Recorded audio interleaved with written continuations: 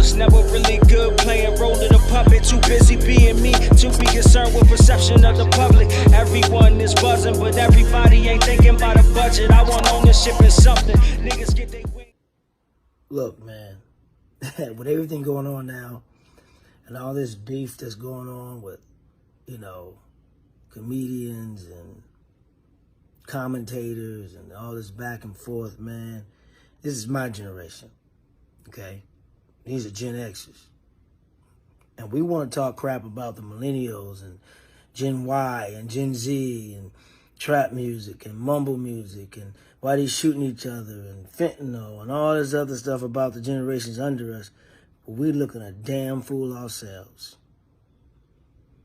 Look, man, we got to be a better example. We got to be a better example. Come on, Gen X. We got to be a way better example, man. Let's stop all this, okay? Let's just stop. Now, wait a minute. Now, I know Shay, I don't know what grown-ass man got a name named Shay, but I know this grown man is not mad at me. So many people talk crazy about you. They was on Saturday Night Live talking about you, imitating you, but now you want to fight me? Now, I'm not going to lie. I did DM you to get on the show. But I DM'd you to get on the show because you brought my name up when you was sitting there with Cat. And you was trying to get him to talk crazy about me, but he didn't. Okay? Now, second of all, talking about pulling up on me. You're going to be an all-star. I'm going to be at the all-star in my hometown. And I'm going to see you. All right? I'm going to see you, brother. And I'm just letting you know, I don't be doing no fighting lately. I don't do no fighting. So, it's only one other option. If you don't fight, you do blank. And Ocho, you shut up and go get some eyebrows. You looking like a whole milk dud sitting there agitating. We watched the white boy kick your ass on TV. So you shut up. And Shay, you did look like Madea sitting there. You was looking zesty. I'm not saying you gay, but you was looking zesty. You look like Big Frida sitting there. You need to take them tight ass shirts off with the muscles. And that's it. Go check out my special February the 20th on Netflix. February 20th on Netflix is called I'm Ready to Sell Out. Because being a real dude ain't making no money right now. I was never really good playing role of the puppet. Too busy being me to be concerned with perception of the public. Everyone is buzzing, but everybody ain't thinking about a budget. I want ownership in something. Niggas get they win. When I was on that stage, Shannon, I made sure everything I said, he'd heard me. Words of wisdom, closing remarks. Well, I got a couple of things or so. My closing remarks are going to be seem a little discombobulated, but I haven't really had time to put it together. It's just some thoughts that I've been having. I want to address what's being labeled as comedy beats. Y'all, comedy was never designed to be this. Comedy is a great art form. It's always been for the best stand-up to come into people's lives, homes, theaters, and provide just as hard a laughs as we possibly could. Steve's definitely right about this.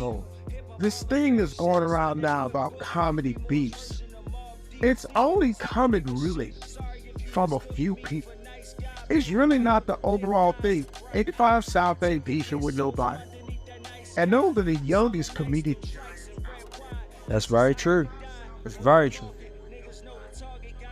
Them cats come from the hip-hop culture.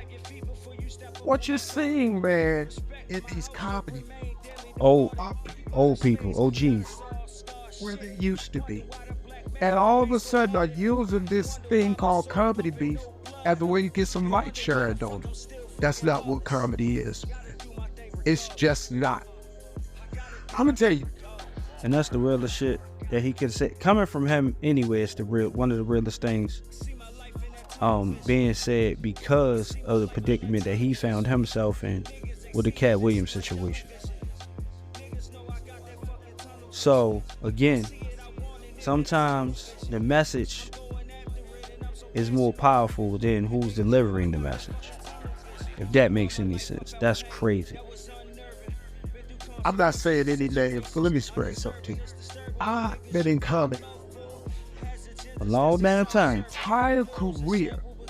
Was there ever a question about who the headliner was? In my entire career. And on my contract, it said I have been headlining clearly since 1995.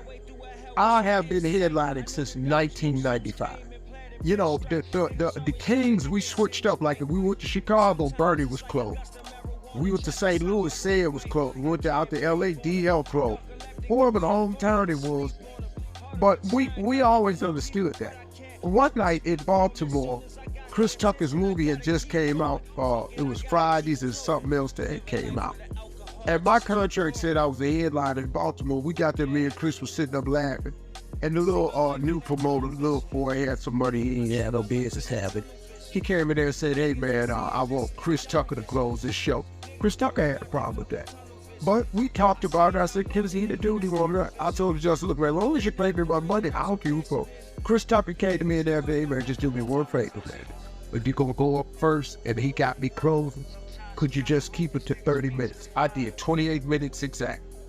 That was the only time in my career. And in my contract though, I was the headliner. But this dude decided he liked Chris better. I don't care what he. That was the only dispute. Look, man. And I think that it was a real grown man move that Steve decided to step aside and let the young boy at the time, Chris Tucker, get his just due. If somebody is asking for something to be a certain way and they are paying you, as long as they pay you what they agreed to pay you in the beginning, I don't see a problem with it. And this is where sometimes, yet again, sometimes you can do some stuff that people disagree with. Like, of course, we know about the alleged beef between him and Bernie. Bernie's passed away now. So, you know, it's kind of like, that's a different thing. And they was like on the same, they was doing business together. So however that shit, it's however that shit. But this is where I would say somebody like Steve can go ahead and speak on it, but it doesn't absolve him of his crime. But that don't mean that he's not right in this matter. So we're gonna let Steve continue. I just had to break in for that. Tickets in the contract. There's no such thing as memos and all like that. You have a contract to sign, and that's what everybody is. And read the marquee when you get there. When you pull up at the front of the theater on the marquee, it'll tell you that too. It's all simple. So these beefs that people are having, it's always coming from somebody who ain't where they were. That's all I see in this. I just wanted to put that out there. And to be honest, when Steve said that right there, I believe that he's coming to DL's defense, but I think that he's also throwing a slight jab at Monique. It could be taken that way, even if he doesn't intend it to be, but that's what it sounds like. But it doesn't mean that he's not right, because that can apply to anybody. That can apply to the things that Faison is doing, and saying about the young fella who just got his Netflix special. It could be applied to what Cat Williams is doing in reference to Kevin Hart and anybody else that he's. But Cat has also highlighted some of those young comedians as well. But this could be applied to anybody. This could be applied to DL's comments, you know, against Monique. I mean, it really doesn't make any sense. I think we could all stand to benefit and get money together in whatever art form we working in. Put the past, but y'all too old for this shit, man. Y'all making it harder on the young comedians that's trying to come up, because when these studios, these places, these big venues that everybody wants are gonna be like, man, them niggas can't control themselves. They don't know how to act. We're giving them a narrative.